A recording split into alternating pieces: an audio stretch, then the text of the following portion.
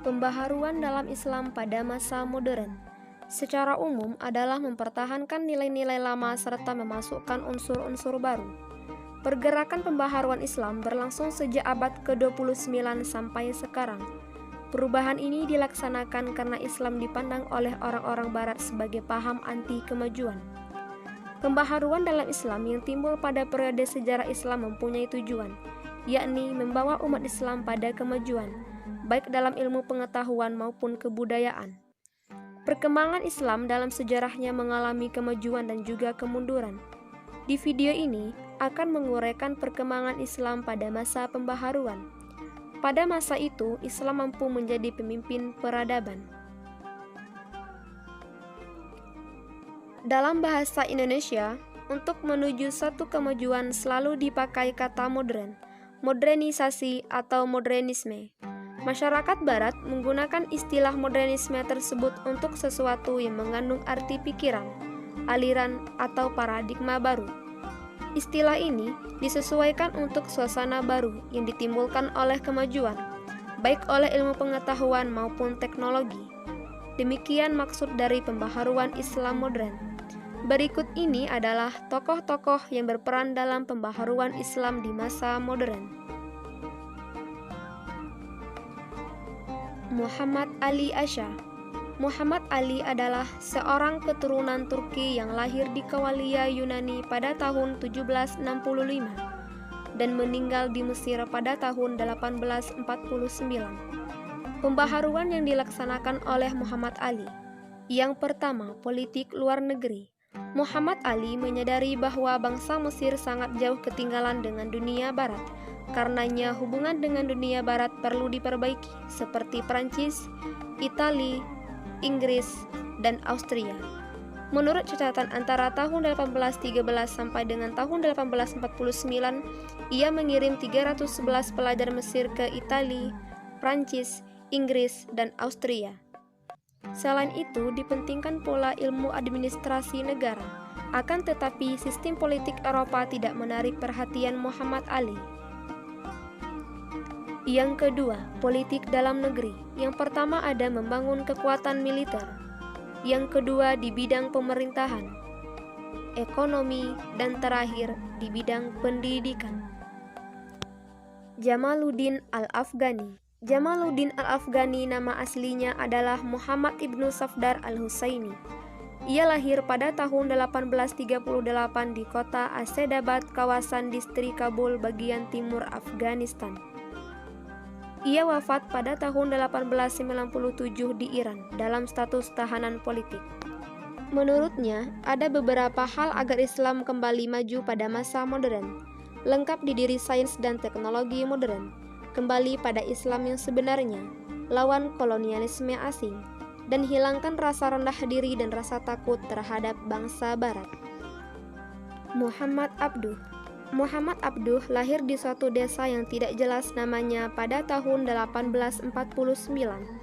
Bapaknya bernama Muhammad Abduh Hasan Khairullah, berasal dari Turki yang telah lama tinggal di Mesir.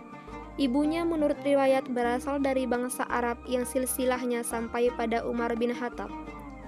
Adapun cara Islam agar kembali maju di masa modern menurutnya adalah membangkitkan kembali semangat ijtihad, menghilangkan sikap fatalis atau pasrah, dan yang terakhir, umat Islam harus menguasai ilmu dunia.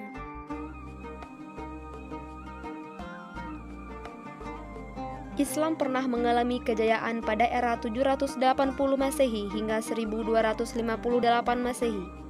Pada masa ini, para ilmuwan memberikan banyak kontribusi di bidang ilmu pengetahuan. Banyak karya yang diciptakan hingga kita merasakan seperti saat sekarang ini. Pada masa dinasti Abbasiyah, banyak kegiatan penerjemah karya berbahasa Yunani ke Arab. Saat itu didatangkan karya-karya filsafat terbaik dari Konstantinopel.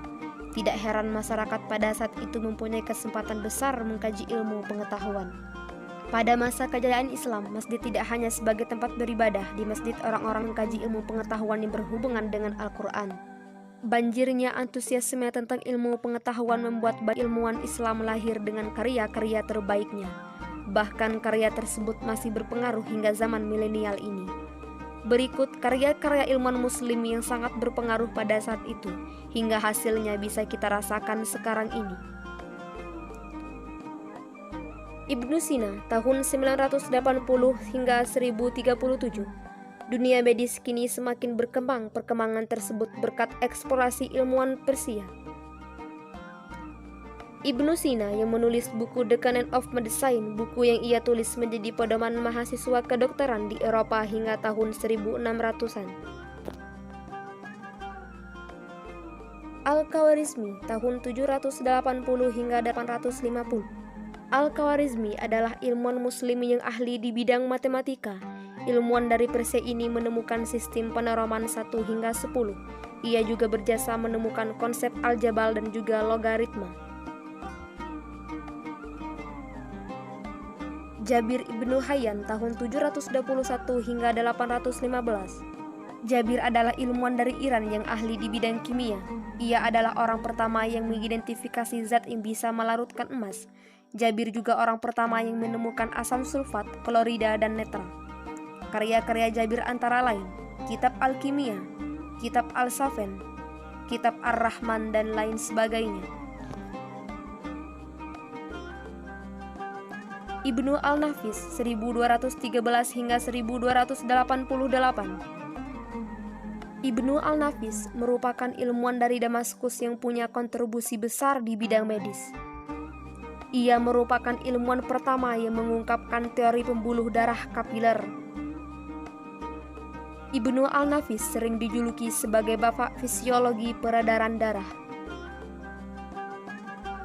Ibnu Khaldun, 1332 sampai dengan 1406. Ia juga dikenal sebagai bapak pendiri ilmu histografi, sosiologi, dan ekonomi. Karyanya yang terkenal adalah Muqaddimah. Ilmuwan ini sudah menghafal Al-Quran sejak dini. Al-Zahrawi, 936 sampai dengan 1013. Al-Zahrawi ialah ilmuwan dari Kardo yang ahli di bidang kedokteran. Ia juga yang menemukan konsep operasi modern. Penemuan yang sangat berguna hingga saat ini ialah konsep untuk membantu proses persalinan. Ibnu Haytham, tahun 965 hingga 1040. Ibnu Haytham merupakan ilmuwan yang ahli di bidang matematika. Ia dikenal sebagai optik modern. Ibnu Haytham berhasil mengubah konsep cahaya. Umar Khayyam ialah ilmuwan Iran yang berhasil mengkoreksi kalender Persia. Umar Khayyam juga menghitung panjang tahun matahari secara akurat. Ibnu Al-Baitar, tahun 1197 hingga 1248. Ibnu Al-Baitar adalah ilmuwan yang terkenal di bidang botanida kedokteran. Ia tercatat menemukan penemuan kedokteran pada abad pertengahan secara sistematis.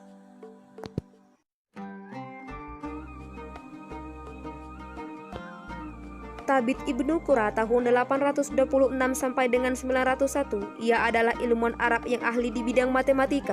Ia menerapkan sistem geosentrik Ptolemy dan penemu konsep statistika.